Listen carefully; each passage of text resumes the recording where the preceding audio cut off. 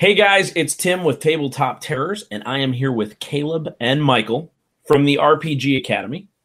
And today we're going to be talking about a lot of stuff, but primarily we're going to be talking about the AcadeCon, an upcoming convention that they are spearheading. So, if you want to check these guys out right now, I want you to go to facebook.com/the AcadeCon. That's THE AcadeCon. Or you can go to the not the, in this it's www.rpgacademy.com. Michael, did I get all that right? It is actually the rpgacademy.com as well, because some a-hole has RPG Academy and he's sitting on it. So, and I wouldn't pay him whatever he wanted. So it's the RPG Academy. So both. So it's the AcadeCon, the rpgacademy.com. So if you're listening to this, you go ahead and jump to that now. Have that open in the sidebar as you listen to this, wherever you are listening to it.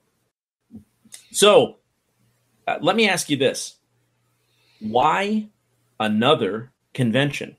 What are you guys doing to merit my time to come and see you at the AcadeCon? Tim, that is a great question, and I don't know that we have a great answer for you, because we are insane, I think, is basically the biggest reason why we did this. So for those of you who don't know our dynamic on this show, I do all the talking. Caleb will get to talk at the end. That's just the way it works. But I will try my best to be a good co-host tonight and give him a little bit more time. But essentially, the long story, because I don't do short stories, is I went to Gen Con for the first time ever 3 years ago. So next week is this Gen Con. It'll be my third time going. I had never gone before, even though I live in Cincinnati and I'm really close. And it's like, I don't know why, I just have never gone before. We started doing the podcast. I got a lot more involved in the bigger RPG community, and it just seemed like the thing to do. And it was literally a life-changing moment for me. Like, I had so much fun that I could not contain myself. I'm like, I cannot wait another year to do this again. I have to go to another convention now. And so on the ride home with some of my buddies, AcadeCon was born. And we're like, we're just going to do our own. And we did. And, you know, like, I think 4 months later, we did a little thing in my basement. There's like 20 people showed up. We did 3 days of just gaming nonstop. And it was awesome. So then next year rolled around, we went to Gen Con. The way home, we're like, okay, we got to do this again. So we had the second AcadeCon in my basement. This time was a little bigger. We actually had some people from our podcast, like listeners, who traveled cross country to hang out with us. And we're like, holy crap, how does that work? And so that kind of gave us the encouragement that, you know, maybe we could do this. So that's why we decided to do the third year of AcadeCon is going to be open to the public. We're going to sell tickets and we're going to try to make this a thing. But to answer your original question, is the thing that Caleb and I try to strive for the most on our show is positivity. There's no addition mooring. If there's something we don't like, we just don't talk about it. Our focus is on fun. We want people to play games. We want people to play more games. We want them to have a lot of fun doing it.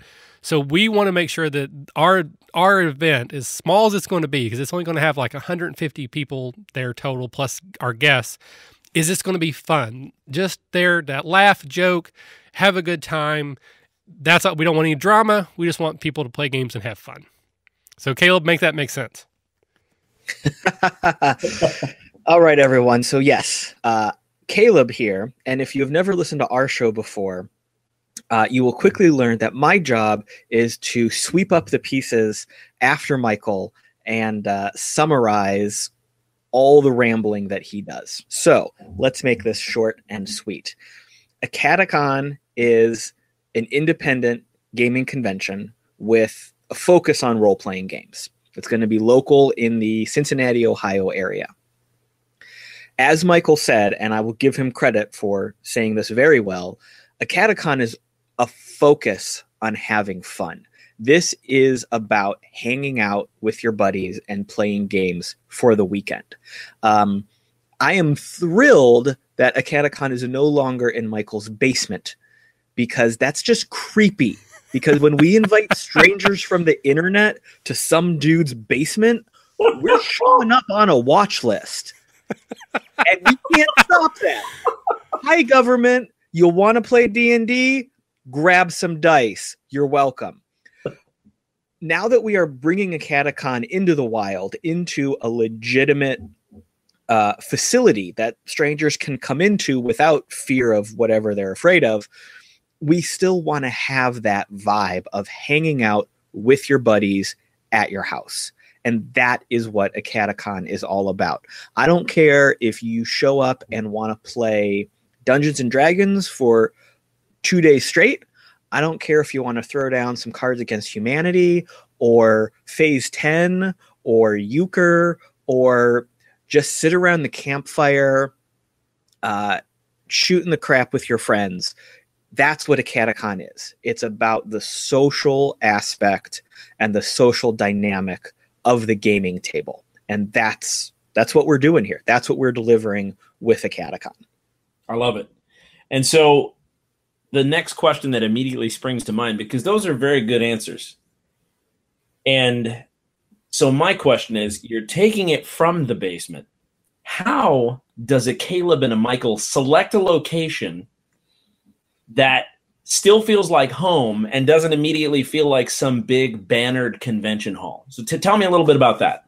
All right, well, I've said on our show several times that the secret to my success in my day job as a manager is that I find people who are smarter than I am, who are more talented than I am. I hire them to do a job and then I let them do it, which basically comes down to networking. And that's what I've done here as well. I've had the fortune of, with my podcast, getting to know a lot of people in the industry. I've done interviews, I've met other podcasters, and I have leveraged the holy hell out of every relationship ever to try to get information, get advice, and get some of our special guests. But for this question specifically, I went on to my normal personal Facebook and I said, hey, I'm thinking about having an event. This is what I want to do. You people who have lived in Cincinnati your whole life, because I've only been here for a few years, where do you suggest I go? And one of the places was the Houston Woods Lodge. It's up in Oxford, Ohio. It's right next to Miami University. And yeah, I was like, okay. So I drove up there. Within 5 minutes, I'm like, yep, this is what we're going to do. The lodge is beautiful. It's homey. It's out in the middle of like nature. There's trees and there's a lake and, birds flying over, all kinds of crazy stuff. But it just has a very sort of earthy feel to it. It's also smaller. And again, this is our first year doing this to the public. We didn't want to rent out a 20,000, person stadium because we know that that's not going to happen. And then also the price was by far the most reasonable. So what we got in return for our money could not be beat for what it looks like, what it feels like, and the size to what we expect to get in ticket sales. It all just worked out for us. So it was like a stroke of luck, but it came from networking and just not being afraid to ask people. And again, that is probably truly my biggest superpower, is I have no shame in asking anybody for anything. That's amazing. So now, because that's actually a very good answer, what I want to hear is, I want to hear that Calebified. Okay, so we found our location because Michael has no filter, and he was going around begging for things, and he found a really good deal. There you go. Yep, pretty simple. It is ridiculous how much it's Tim and James in front of my very eyes. So, just as you talked about rabbit trails derailing a little bit. Let's talk briefly for the people who are, they're watching, they're listening, Tabletop Terrors. How do Michael and Caleb know each other? Gaming buddies, high school buddies, just met. Tell me a little bit about that. Okay, see, this is a microcosm of our entire relationship and goes back to what I said earlier about having no shame. So again, the long story is oh God. my buddy Evan and I, he and I had played D&D together a couple times back when 4th edition was big. He kind of liked it, but he decided it wasn't for him. He left, whatever. So one day out of the blue, he calls me. He's like, hey, I think I want to play D&D again, but I want to run the game. I want to be a DM. How the blank do I do that? So I created a safe space basically at my house. I was like, hey, you come to my house, you run your story with my group, and we will handle the rules. We'll anytime you want to do something, you just say, hey, how do I do this? We'll do that part. You run your story. And in preparation for him doing this, he started listening to podcasts about how to be a GM or how to be a DM. And it was his idea. He's like, hey, why don't we record us and kind of my journey as becoming a DM and make that a podcast? I'm like, that's awesome. Sure, let's do that. He already had the equipment because he was a musician. He was in a band. So the next thing you know, we have a website, we have a podcast, and we're talking about all this stuff. Well, about 6 months into it, life got in the way, and he wasn't able to participate anymore. So he had to kind of step away out of the podcast. He and I are still friends. There's no bad blood, but he just could not spend the time doing this anymore. And he didn't think it was fair, blah, blah, blah. So Caleb was just a listener to our show. He had written me a couple times. He's like, hey, I do some writing. Would you mind if I post some articles on your website? I'm like, yeah, if you write them, I don't have to, because that takes time. And so I just literally, I emailed him like, hey, Evan's stepping away. We don't know how long. Would you mind filling in as a co-host? Just, because I thought it was going to be for a few weeks, maybe a couple months. Caleb's like, sure. 2.5 years later, buddy, he's still here. Nice. And so, Caleb, how did you find the show, in the first place? I'm pretty sure I found it because of Twitter. I say pretty sure because I have a horrible memory, and I really don't remember the majority of what's happened over the past few years. Which I blame on gaming, because my head is so damn full of stories and projects and everything we're trying to do for this website and podcast, as well as my own crazy harebrained schemes of writing and game design. I usually don't know what day it is. Nice. So I'm going to take Michael's story as truth, which is a dangerous precedent. But you heard it here first, RPG Academy listeners. In this case and this case only, I'm going to give it to him. But I'm pretty sure I had stumbled across the RPG Academy, which in its heyday did go by another name, but we're not going to talk about that. Oh, really? Yes, because they're, over on the western part of the country, there's this group of spellcasters who live on the coast. What was that? I said they live on the coast. They do live on the coast, over on the west. Spellcasters, almost as though they're of the coast. Yes, you could say that. Of the coast. I mean, grammatically, geographically, there's different ways of saying it. Sure, I see. Yeah, but the fellas had a name originally that was pretty close to some arcane marks those wizards like to use, and we decided that the RPG Academy was a name that would not encroach upon any such intellectual property. It's also more open and inviting because we want to get other games, not just some of the more popular ones that, we also do Savage World and Fate and things like that. Oh, absolutely. As the site and podcast rebranded itself as the RPG Academy, it is definitely inclusive of our point of view and opinions and willingness just to sit down and play a game as long as you're having fun. But I did come across, we'll just call it the RPG Academy, on Twitter because someone I knew online retweeted something Michael said. And I was like, oh, who's this guy? Let me click on that. Oh, it's a podcast and a website. Okay, let's check it out. Oh, hey, wait a minute. He's 4 hours away from me. Isn't that a coincidence? And I'm going to say in my only career example of some shameless self-promotion, I shot Michael an email and I said, hey, I do this thing and you do this thing and maybe we can work together. And now I'm stuck here. Picking up the pieces, as it were. That's right. So, this is great because I'm learning a lot. I hadn't listened to any of your stuff, but I've seen you all over Twitter. And I also do follow you guys on Twitter. And so Thank you. Similarly, of course, it's one of those things, and it's terrible. But I've got this handful of people who I'm like, oh man, they must have really good stuff because their tweets are good. And I always mean to get into it, and I don't. But this interview right here is actually stirring. Me and James are going to start a project where we're going to, instead of watching that Netflix series, we're going to go and dig into some more stuff. Like, you know, some of the shows, you guys have quite a few different types of things in your podcast. So again, I want to encourage our listeners, if you don't have that tab open, go to therpgacademy.com. You guys can check out, they have the campaigns, which is an ongoing actual play series. They have table topics where they discuss rules and general GM advice. They do show and tell with guests like maybe us. Movie day where they talk about RPG themed movies. There's plenty there. So if you're listening, if you guys are digging tabletop terrors, I'm sure that you will dig therpgacademy.com.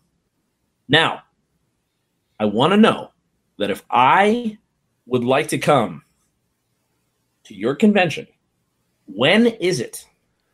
Okay, so the event itself is in November.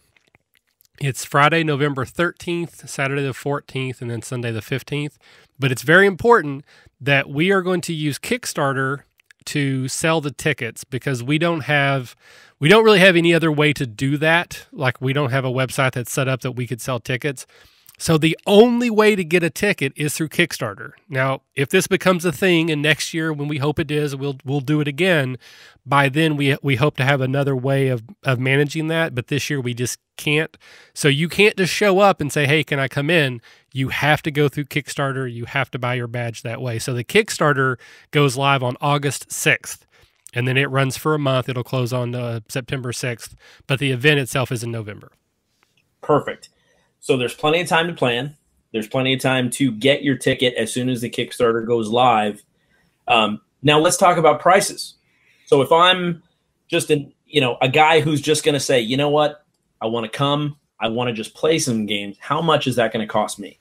All right. So we've had discussions, possibly even arguments about the pricing because we know that in the grand scheme of things, we're not that big. Not that many people know us. And there's a really good chance that a majority of the people who come to this convention may not be people who've ever listened to us before. That, we have listeners across the country, we have listeners across the world, but they're probably not going to fly from Indonesia to our convention. It's going to be people who live in Columbus or Cleveland maybe, or Louisville, Lexington, that hear about it. So we wanted the pricing to be reasonable compared to other cons for what we were offering. But we also had to cover our costs. And again, that's part of the way Kickstarter works, is that we have a minimum amount that we need to get just to pay off our cost. Our goal is not to make any money. Make sure people know that we are not making any money. Even if our Kickstarter goes crazy and we triple fund, there's no money going in any pockets for this convention. If we get more money than we need, we're just going to make the convention bigger and better. We're going to fly in more guests. We're going to buy more stuff to give away, all that. Like there's again, no money in any pockets. So when the Kickstarter goes live, there's going to be a limited number of early bird badges, which again is pretty common, for $25. And that's your 3-day badge that gets you in the door. And that's pretty much it. Then if you want to volunteer to be a GM for us, because we need people that will run games to make sure everyone that shows up has something to do, that's going to be $30. And then your regular priced badge will be $35. Again, part of our issue, the way we're having to do this, is there's no 1-day badges available. If you want to come just on Friday, you still have to buy a 3-day badge. If you want to come for all 3 days, it's the same price. So it's basically $25 for the first 30 people, $30 if you'll GM for us, or $35 for everybody else. The thing I want to make sure people understand as well is that there's no additional cost once you're inside. So like once you go to Gen Con, you pay for a badge, but then you also have to pay $2, $4, $6, sometimes $8 for each event that you want to participate in. There is none of that here. Once you're in the door, whatever you want to do that's available, because we are going to have some stuff scheduled. There's going to be some events that you have to pre-register for. All that's covered. The only exception to that is we do have one vendor. We have a game store that's local to Oxford that is supporting us and they're promoting us. They are going to be on site. They're going to be our only vendor where you can buy stuff. They're going to run some like tournaments, like a Magic the Gathering Friday night Magic type thing.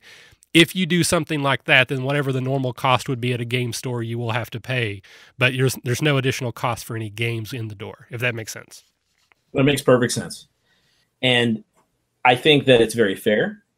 I think that the pricing structure, especially the fact that you have to buy all 3 days, it's like, listen, whether you're stumbling upon this on the internet, whether you are a Tabletop Terrors listener or an RPG Academy listener, support each other. We are trying to grow the hobby and have fun. And there's no reason why you can't take $30. I mean, a movie ticket nowadays costs $12 alone. So for 4 and 5 hours of D&D, just one 4-hour game, if it was really good, I'd pay $15, $30. So for a full weekend, I think that that's very fair. So going back to you guys are, go ahead, Caleb. Yeah, Tim, I wanted to jump in there real fast. While the ticket price gets you in the door and gets you access to any event we're doing at no additional cost, I do want to make it clear that you still need to sleep somewhere, and you probably want to have something to eat. At this point in time, we cannot include in that ticket price food or lodging. So that's going to be on you guys. That's pretty typical for any convention, but since we're talking price, I wanted to make it clear. Houston Woods Lodge, it does have places to stay. They've got a bunch of really awesome hotel rooms in the lodge itself. On the grounds of the lodge, which is in a national park, there are also a bunch of cabins that are pretty decently priced. So as you guys are checking out AcadeCon on Kickstarter, also swing over to the website of Houston Woods Lodge, which will include all the material for all this, so that you can check your pricing. If you guys want to stay on site, that's obviously going to be best and easiest, because then you can just run back and forth to your room when you need to grab a quick power nap between games. The area it's in, though, does have a lot of other places to stay. So do a quick something search and by radius and figure out somewhere you want to crash. There's there actually is going to be... there is actually a map already posted on the website under the AcadeCon page, because I did notice that the rooms at the lodge are a little bit more expensive than like a normal hotel, and we're not big enough to get like a cool discounted room. But so I basically did that for you. There's a page. It has all the numbers of all the hotels that are around the area, all within 10 or 15 minute drive of the convention center. Cool. And that is right now on the Facebook page for AcadeCon, which is facebook.com/the AcadeCon. There is food on site as well. The lodge has a restaurant and a snack bar, but you're going to have to factor in travel and stay and cost as you're looking at this weekend. So don't forget all that when you get super excited by $30 to get in the door and do whatever you want. I mean, I'd say you could probably sleep in your car, but it's going to be November and it's Ohio and it's going to be nasty outside. Let's be honest. Ladies and gentlemen, AcadeCon's first death. A man sleeps in his car and forgets to turn it on.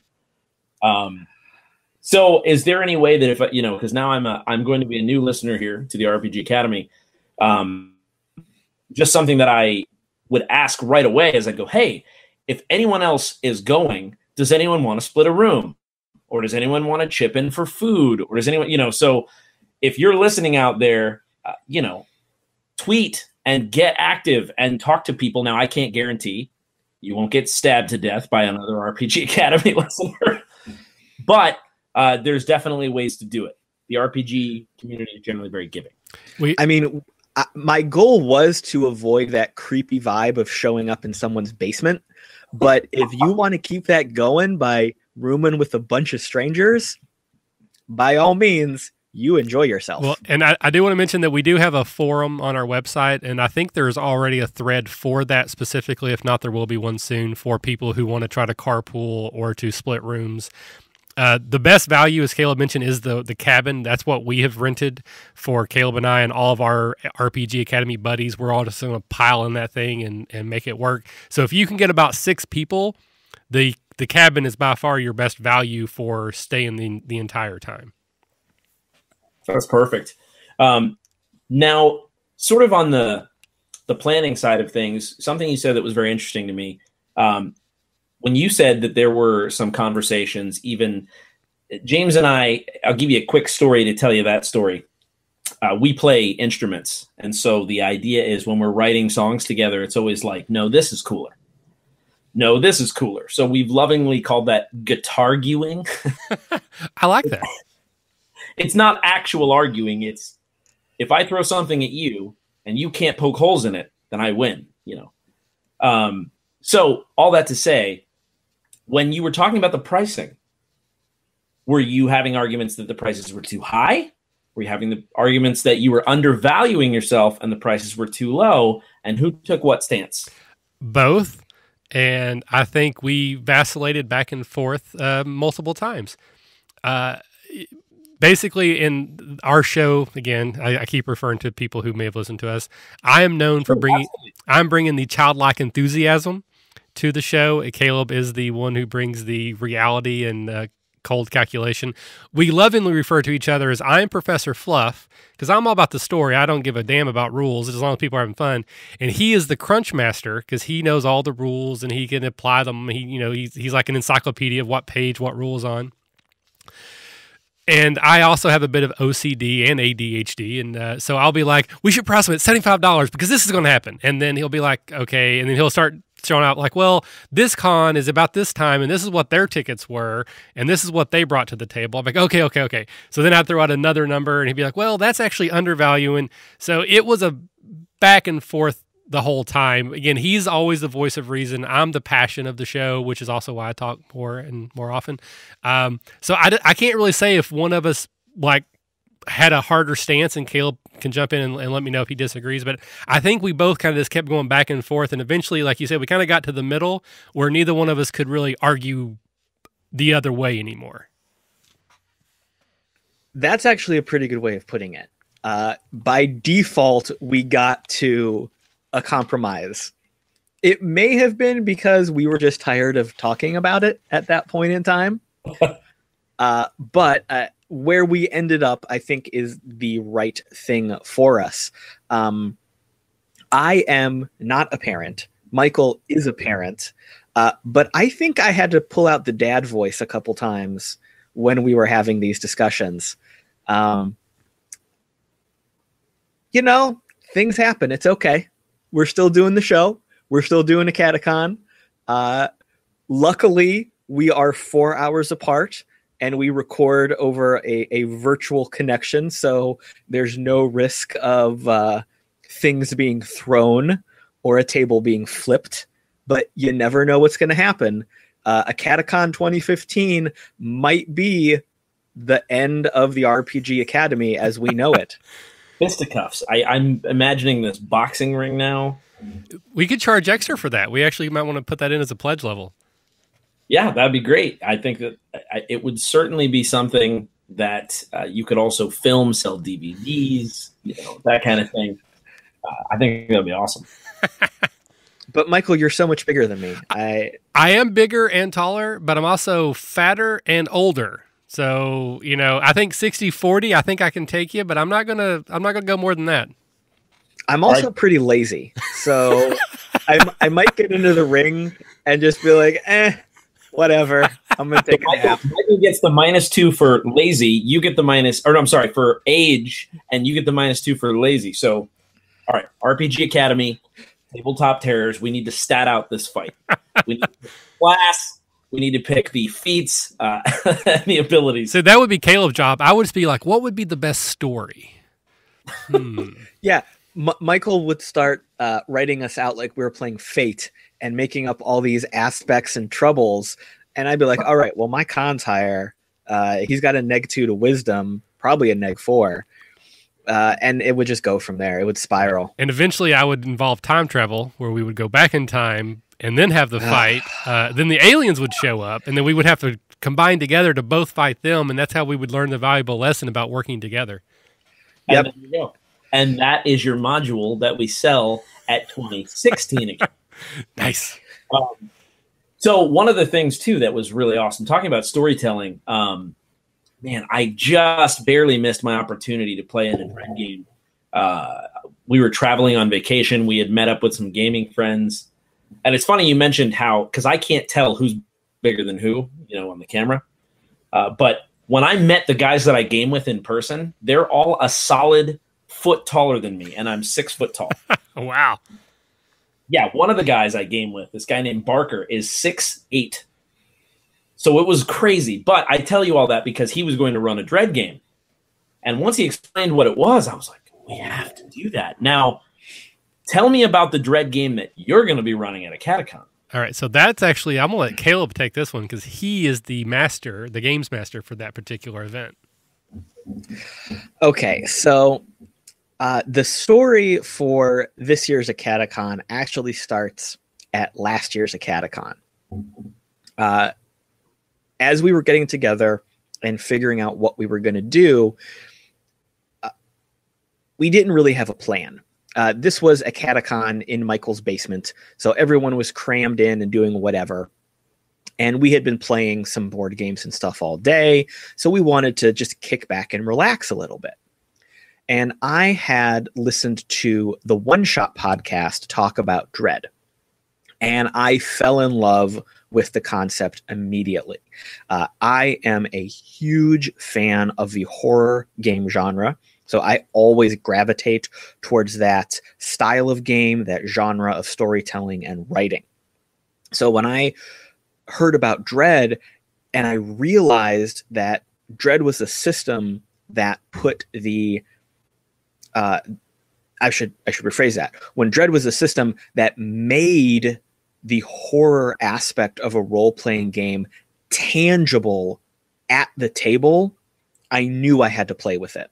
So at AcadeCon, Michael has a Jenga set, and I said, hey guys, let's give Dread a try.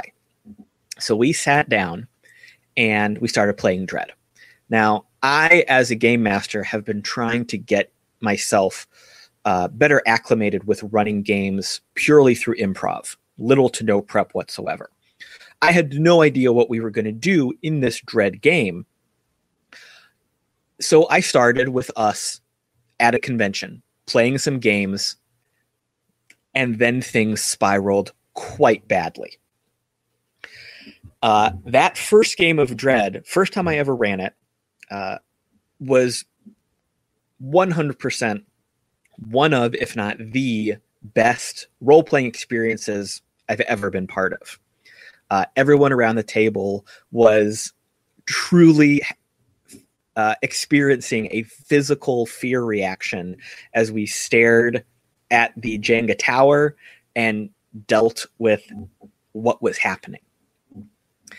We acquired a little bit of an audience as people were watching the game wrap up.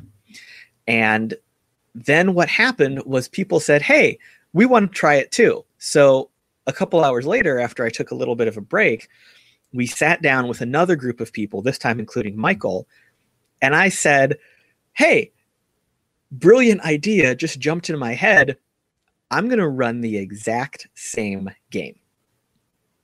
So instead of starting over based on a completely different story or a different setting, I gave them the exact same scenario. Because as a GM, that part of my brain kicked on, and I wanted to see what would happen with a different group. Now, both games ended the same way. And that was my fault because I kind of pushed it that way. But it was very interesting how we got there. And so after that night at AcadeCon last year, 2014, I knew I had to do more with Dread at any opportunity.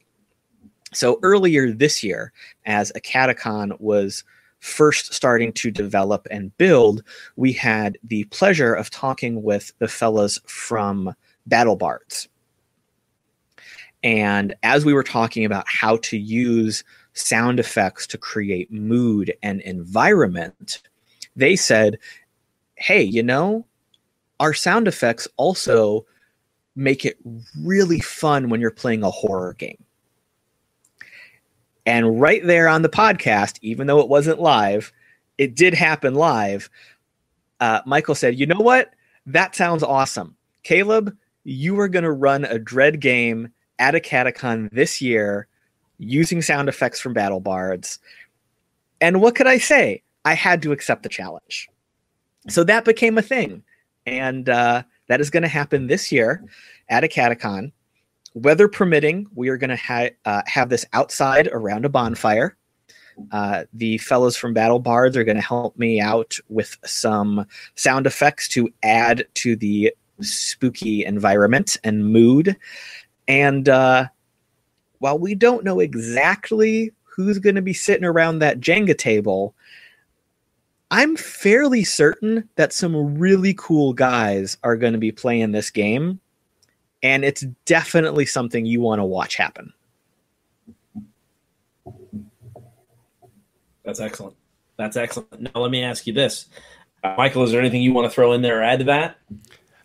Only that's really pretty much how it happened. I, like always, just pulled something out of my rear end. I was like, hey, why don't you do this?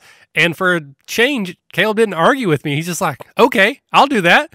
And it just sort of happened. And the whole, I really hope the weather permits, because I can't imagine how much fun and cool this game is going to be by campfire. It's scheduled to be at midnight, so it's going to be a late night game around a bonfire out in the middle of this park.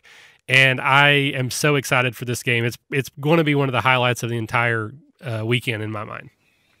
Oh my God, so much pressure.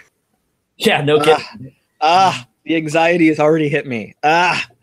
Oh, buddy, I know what you mean, because the Dread system, I have no experience with it, but the two people that I know that have played it said something very similar to what you said.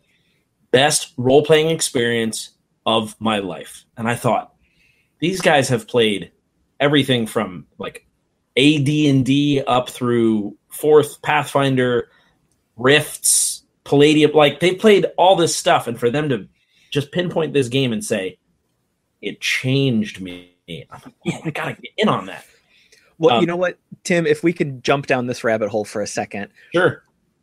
I didn't realize this until I was in the middle of running these two games last year, but Dread forces the player to visualize what he or she is pretending. When we're playing a role-playing game, we all know we're playing pretend.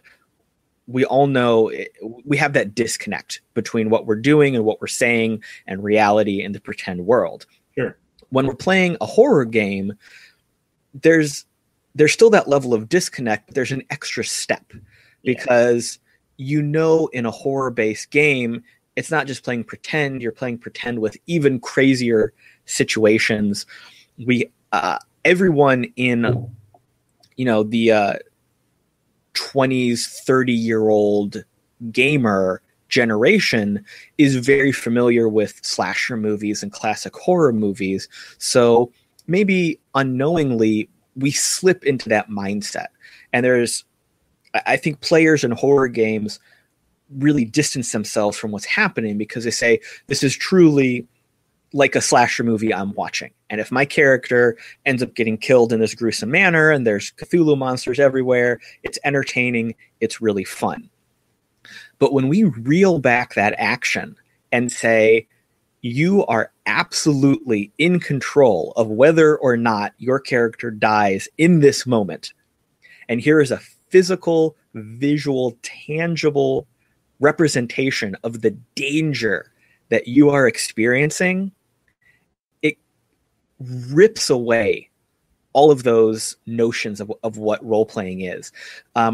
The guys we were playing with when we played Dread that first time, they told me they had to sit down and really consider their actions. It wasn't just, oh, I'm going to charge forward and make an attack. Oh, I'm going to go over here and research what this is. I'm going to go over here and look for a new gun.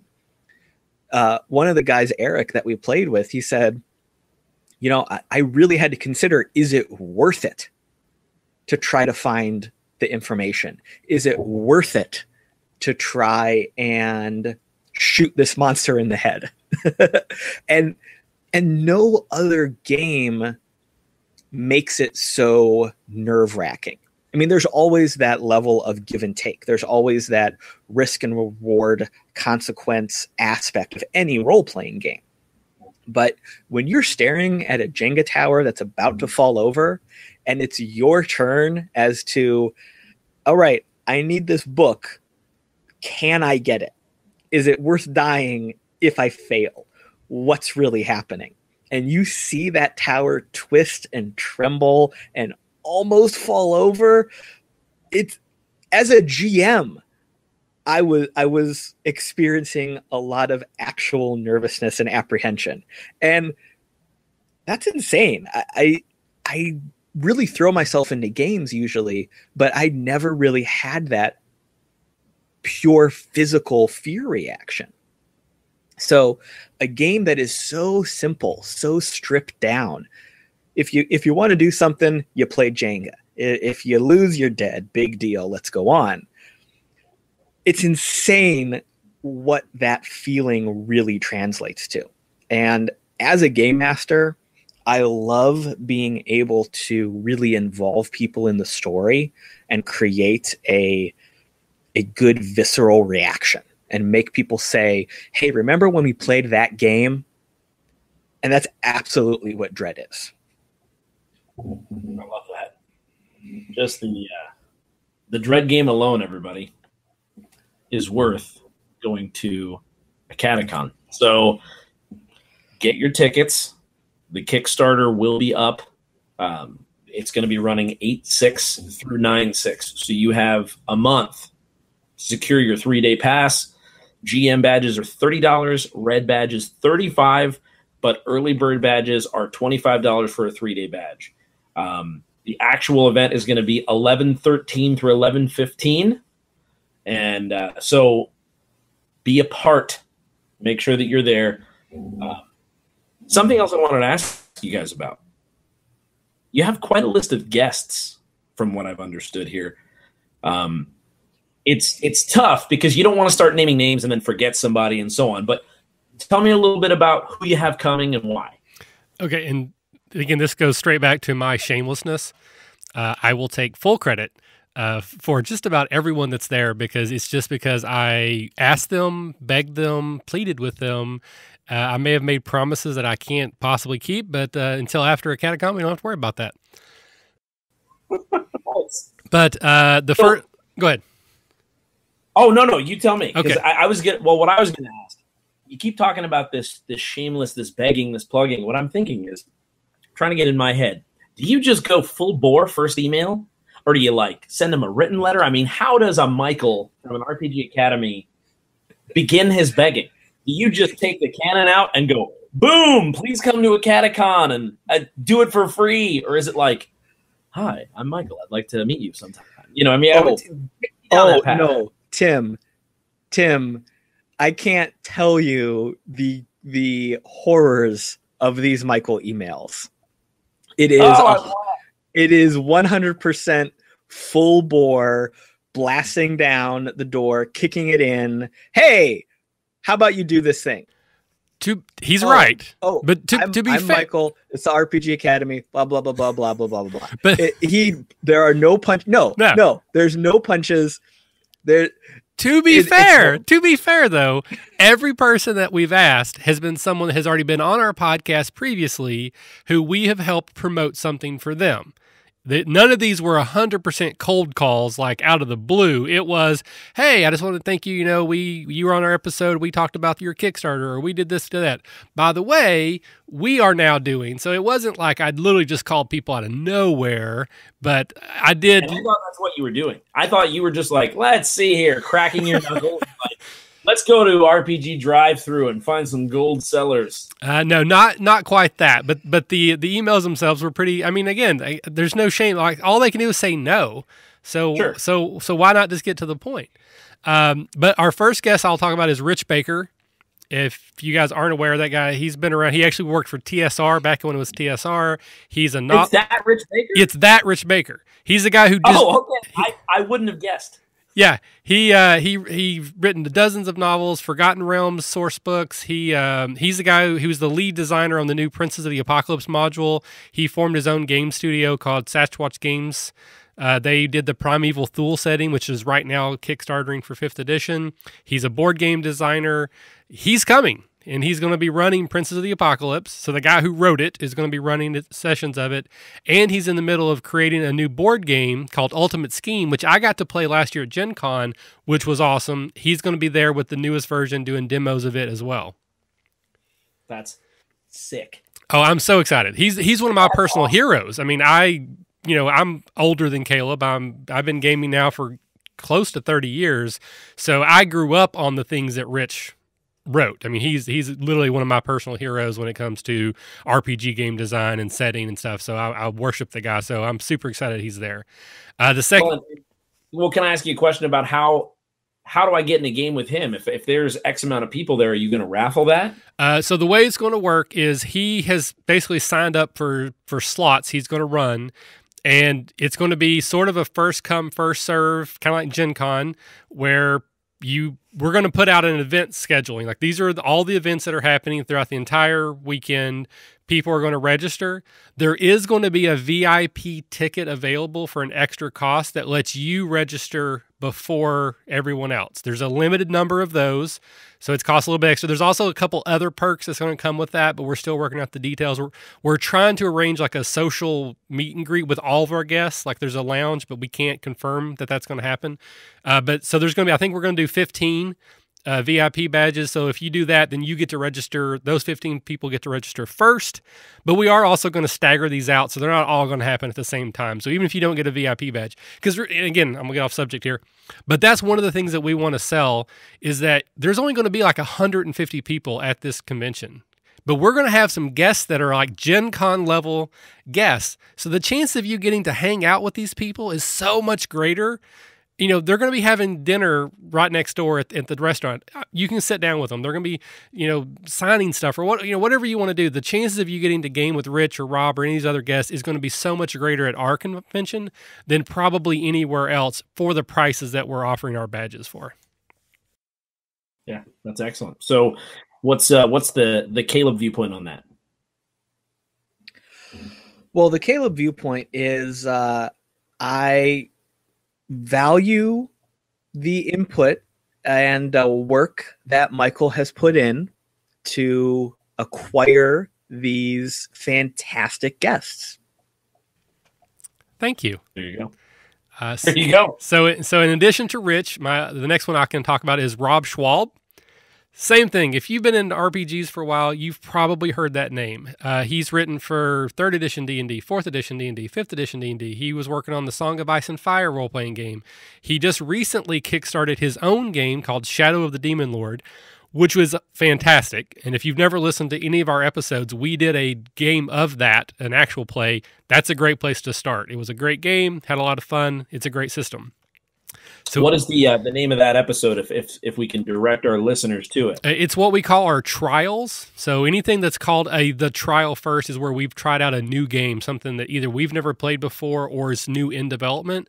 So if you go to our webpage, there's a drop-down menu for the trial. I think it's under podcast, then actual play, then the trial, and then Shadow of the Demon Lord. And there's a rules discussion. There's 3 episodes of actual play, and then there's a recap episode where we as players get back together and talk about what we liked and didn't like about the game. And we've done that for a bunch of games already.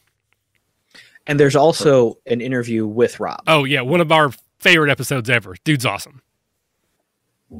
Excellent. So that's a good place to start. So if you're listening to this, if you're a Tabletop Terrors listener, you've never listened to the RPG Academy, jump in there. Open it up, therpgacademy.com, click on trials, and then follow those instructions. Listen to those episodes or that episode. It's 3 separate episodes, you said, right? Well, again, there's an episode that's just an interview with Rob about the game and the Kickstarter. There's an episode where we talk about the rules of that game. There's 2 or 3 episodes of us playing the game, and then there's a recap episode where the players minus the DM got together and kind of like basically reviewed it, like what we liked, what we didn't, what we thought, that kind of thing. And so I encourage all of our listeners to do that, and here's why.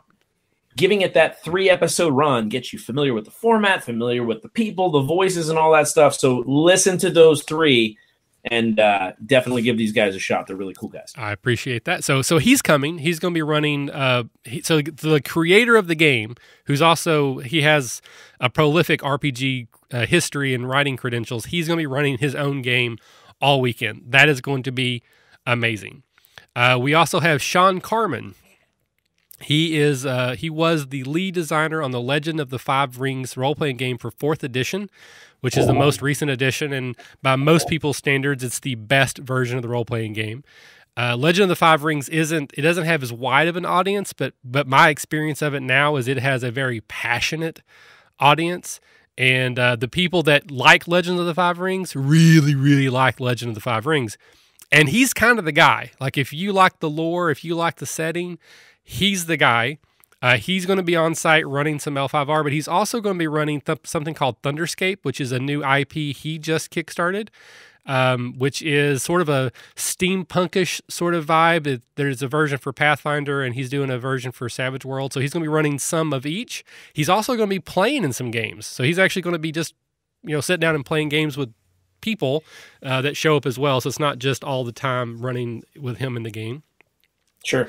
Our newest guest that we just were able to announce, in fact, it came out today, is John Wick.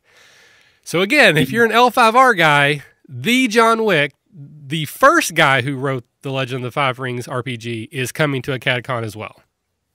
Who's also a legendary assassin played by Keanu Reeves, who retired from his violent career. So we'll get to meet the John Wick from that movie also. I can neither confirm nor deny that. Okay, because I think it's the same guy. I don't know, Seth. I'm pretty sure. I don't know about that. No. So he was there ground floor when Legend of the Five Rings was being written. He worked on the card game, worked on the RPG. He wrote 7th Sea, which is an Origin Award-winning RPG. He has over 30 RPG credits to his name. The guy, I mean, he's very opinionated.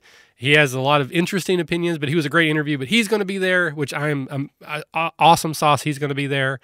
I think we also have one other guy, probably not as well known, but A.P. Klosky. He's a local guy here in the Cincinnati area. He wrote his own game that we just recently did a trial of. It's a superhero RPG. He's going to be on site running demos of his game as well as a board game he's working on. So he's going to be there.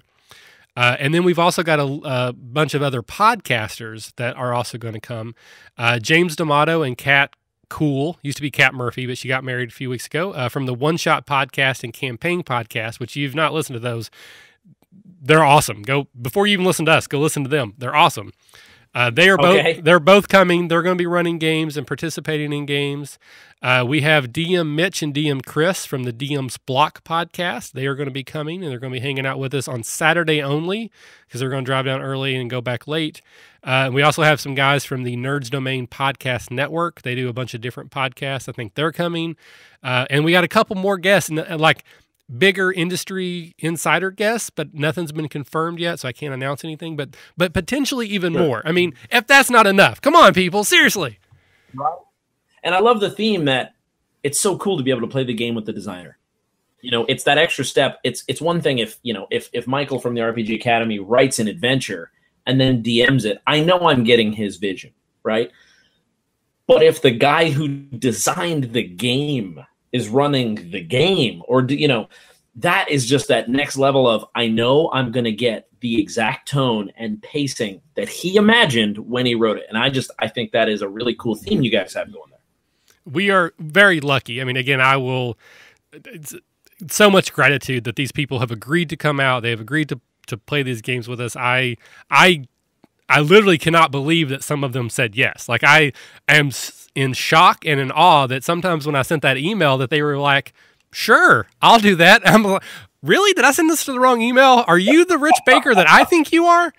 But yeah, I am so excited about that. And again, there's a couple others, people that we're talking to that if they're the same level, if we could get them, knock the socks off, and some of that will go into the sales pitch, will depend on the Kickstarter. Because for some of these guests, we are agreeing to help pay some of their costs. I mean, like Rich lives in Seattle, so we're helping cover his flight to come out and hang out with us. I think that's fair. There's some other people that's kind of the same deal. Like, we can't, like, we'll come hang out with you, but we need some travel expense compensation. Sure. So we kind of at the situation, if our Kickstarter does well enough and we have those extra funds available, that's where some of that money that's not going in any pockets, at least not ours, is going to go to try to get some of these other guests that might be coming from the Seattle area to come hang out with us. That's great. So I love the fact, too, that the con itself is growing as we record this. So things still aren't even firm. So if you're listening to this podcast and it's after the day we recorded it, which is July 23rd, 2015, if it's after that day, go to the Kickstarter, go to facebook.com/the AcadeCon. And I want to make sure, Michael, can you spell the AcadeCon for me just so I can make sure that my listeners are going to the right place? I think so. I'm not the greatest speller in the world, but it's supposed to be a play on Academy, because I actually have had people before not get that. So it's because we're the RPG Academy. This is the AcadeCon. So it's AcadeCon. Perfect. I will confess to that. I actually was like, oh, cool, AcadeCon. Didn't click with me. I'm not the smartest man. So I certainly was like, oh, cool. And I also thought, oh, no, maybe it's like AcadeCon. That sounds sexier than AcadeCon, but yeah. AcadeCon. Come to the con. So go to that Facebook, find the Kickstarter. If the Kickstarter is over after, I mean, you might not have even thought this far ahead. If the Kickstarter is over after people hear this, what can they do? Can they still be a part, or is that just something where it's like, no, sorry, gates are closed? Yeah, pretty much just because of our limitations this year and everything having to go through the Kickstarter. If you don't get a badge through Kickstarter, there's nothing that we can do. We've been told by people that not having a one-day badge is probably a bad idea. I kind of agree with that. But our fear is because we are so limited in size, we literally just can't put more people in the room, that if someone buys a one-day badge, that means someone can't come those other 2 days, because we can't work out that math, because I'm not good at math. So for this year, everything's a 3-day badge, no matter what you're doing. Next year, we have plans which depend on this Kickstarter funding and being successful, that next year it will be a little bit bigger. We're never going to be another Gen Con, and we don't want to be another Gen Con. Sure. But I would like to get to the point where we can do one-day badges. We can do ticket sales at the door so that people can come and check it out. Maybe have like a $5 Friday type thing. Those are all things we want to do. But until we get past this year, we don't know that it's going to work or not. Sure. And I love that statement. We're not trying to be another Gen Con. We're trying to be a AcadeCon. And I think the fact that you've got this very fun, I want to say intimate, but it's like, it's this family vibe, this family of people coming together. I think that is going to be a lot different, because all those larger cons have their place, but they're cons. And what you're describing to me sounds more like a gaming weekend with my friends, which is kind of cool. That's actually where it started. Again, my tendency to go big has kind of gotten away from me, but the original idea after last year's AcadeCon was, let's just do this, but not in my basement. And it was still going to be 30, 40 people. And, the people that came was like, yeah, we'll kick in a couple bucks. Well, you rent a place and we'll all just chip in. And I sort of took that a little 2 steps past that. But yeah, but that is 2 steps. That is exactly the vibe we're going for. And, we want the people who like our show. Like, in a perfect world, those would be the people who come. They know us.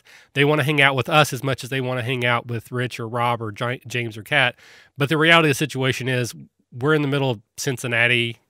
That's just probably not possible. We're going to have people who have never heard of us before. But we're hoping that after AcadeCon, they are going to be RPG Academy listeners, because they are going to have so much fun. They're going to see our focus on just hanging out, having a good time, no edition worry, none of that silly stuff. Let's just play games and have fun, that they're going to want to know more about us and want to know more about what we do. And so hopefully our show will grow from this, and they'll kind of, work together. Yeah, I love it. Well, guys, I really appreciate your time. Thank you for letting me sort of be a guest in your world. I feel like I sat in on your podcast, which is pretty cool. It's like a revert. And also, feel free to put this audio up. I don't know what your release schedule is, or if you'd even consider doing something like that, but feel free to put the audio up on your, channel and all that stuff as well. You do with it as you please. Use it promotionally and so on. Normally here at Tabletop Terrors, we have a James, much like you have a Caleb, but, feel free to do that. But is there anything else that you'd want to kind of say, either of you? Well, I'll definitely give Caleb his moment, because again, his role here is to sum up all of my craziness. And I kind of dominated that last third there. So Caleb, what did I miss, or what do you want to make sure gets articulated well? Pick up the pieces, my friend. So much pressure on my shoulders. It's like you're running a dread game by Camplight. Well, and I'll jump in there because that's one of the things that we're still talking about is whether or not we're going to let our guests play in that game, or if we're going to have Rob and Rich and James and Kat play in that game and make it an audience. Like the audience would be the ticket, is you get to watch Caleb run for these industry insiders and podcasters. Man, I would love for that to be recorded too, if you guys aren't thinking about that already. That's going to be one of our stretch goals. If we hit a certain level, we're going to stream some of the games, and that is absolutely top of the list of what would be streamed. Love it. Now there's just more pressure on me. Because I was already feeling a little bit apprehensive about that Dread game. And then we're like, hey, maybe it's not audience playing the Dread game. Maybe it's guests playing the Dread game. And, cranked up 11, 12, 13. I don't know. I don't know if I could run that game for people that awesome. But we're going to find out. We're going to find out and hopefully record it. If nothing else, folks, you need to come to AcadeCon to watch me collapse in a nervous wreck as I try to run this and horribly, horribly fail. People are going to be saying, wow, this game is really terrifying. Look, he's sweating and shaking. The DM's really into it. It'll be like one of those motorcycle shows. We'll have an ambulance and EMT on standby just in case he were to have a heart attack in the middle of the game. Yeah. And you know what? Who knows? Maybe that heart attack is part of the game. Maybe I'm that good a GM. Or maybe not. We'll find out. All joking aside, AcadeCon is really an extension of the RPG Academy. The RPG Academy, we do this because we love the game. Period. End of sentence. The RPG Academy is all about having fun. It's all about strengthening the social dynamic of playing games. It's not about being the best. It's not about trumping everybody else at the game table. It's just about having a good time and enjoying yourself. And AcadeCon is 100% the evolution of that mindset. It's all about getting together, sharing stories, sharing experiences, and just making friends. The fact that we are going to be able to take advantage of a really cool location, the fact that we are going to have some amazing people who have committed their times to come down, hang out with us, run games for us, that's all just icing on the cake. So as much as I hate to beg, we really do need you guys to help us make AcadeCon a reality. We need this money to make it happen. You're going to spend the money to come, so just give it to us now so that we can do it and everyone can have a good time. Well said. I think you Calebified that very well. Oh, great. I'm a verb now. Yeah. Oh, yeah. That's why I keep him around. That's it, man. And so, yeah, guys, I appreciate you taking some time out of your schedule. I know you're planning a con. I know it's very busy. And so I'm just, let's not make this the last time we talk. I think we could definitely do some more collaborations in the future, and we'll promote AcadeCon as much as we can here at Tabletop Terrors. But is there any final kind of last goodbyes you want to say to our listeners or your listeners before we close out the night here? I really shouldn't, because Caleb did such a great job, but I wouldn't be me if I didn't step back in and ramble for another couple minutes. I just want to thank you, Tim, for taking the time to talk to us. Again, along with what we do at the show is try to promote positivity and having fun. And I want to at least plug in our motto, because I think that's a big part of what we are. If you go to our website, the first thing you're going to see is, if you're having fun, you're doing it right, which is, again, the motto that we don't care what rule system you use or what rules you use. If you misuse them, whatever, who cares if you grapple the right way? If everybody at the table is having a good time and you're laughing and you leave the table and you're like, I want to play that again, then you did it right. So we try to encourage people to be DMs for the first time. That goes all the way back to when we started with Evan. it didn't matter that he didn't know the rules at all. He had a story to tell, and that's all he needed to be a good DM. The story was fun. We had a good time. I handled the rules for him. So we just want to encourage people to DM. The convention is a side of that, but that's what we're trying to promote with the show. So we just want people to hopefully tune in, listen, hear us ramble. We have tons of different shows. So if you just want to hear us talk about how bad the D&D movies are, because they're really bad, we have a couple episodes where we just riff on those. And in fact, that's probably the only time we actually go negative is we rip those movies apart because they are terrible. You want to hear us explain how magic works in 5th edition or the best way to try to get your characters involved. That's all table topics. If you want to hear us do some one-shots, which are usually silly and hopefully kind of fun, that's what the field trips are. If you want to hear a new game that's not even been out yet, like a lot of times we do like things that are kickstarting, you can hear us play a game that you might want to go back or try out. You're like, I've never played that game before. Let me try it out. We just want to try to get more people playing more games, having more fun at the table. So I hope even if someone doesn't support us for AcadeCon, I just hope they'll at least try out our show a couple times and see if that's something that they would want to, become one of our listeners and follow along. So I really appreciate you taking your time and giving us the opportunity to speak to your audience. So thank you very much. Absolutely, man. It's our pleasure. And Caleb, I don't think it would be a proper RPG Academy send off if you didn't try to maybe put an end cap on what Michael just said. Do you want to give it one final shot?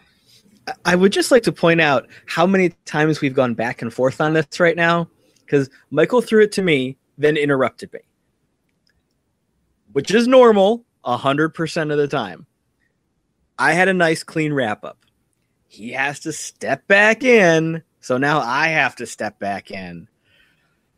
It's so exhausting. There was an episode that I don't remember the number, but I literally threw it to Caleb and then kept talking. Like there wasn't even a pause. Yeah. It was like, Caleb, what do you think about that? Well, I think about that, and just kept going. So it's the way it works. Yeah, that is a very frequent happening. It's just how it goes. I came up with a silly catchphrase. I don't remember how long ago. I think it was January of this year. I coined the phrase that the RPG Academy is the trail mix of gaming advice. That is 100% true. It remains true. It will continue to be true. So if you want to see a whole bunch of nuts screwing around for a weekend, you should come to AcadeCon. I think that pause needs to be edited down because that almost went dirty for a minute. You know what? Part of entertainment is letting the audience come to its own conclusion. Yeah, I don't do that Sometimes very well. you have to let space exist for comedy to occur. Wow, that was almost zen. That was a great show. This has been Tim with Tabletop Terrors again, wrapping it up with Michael and Caleb from the RPGacademy.com. Listen to their show. Thank you as always for listening to ours. And until we see you next time, may your dice roll high.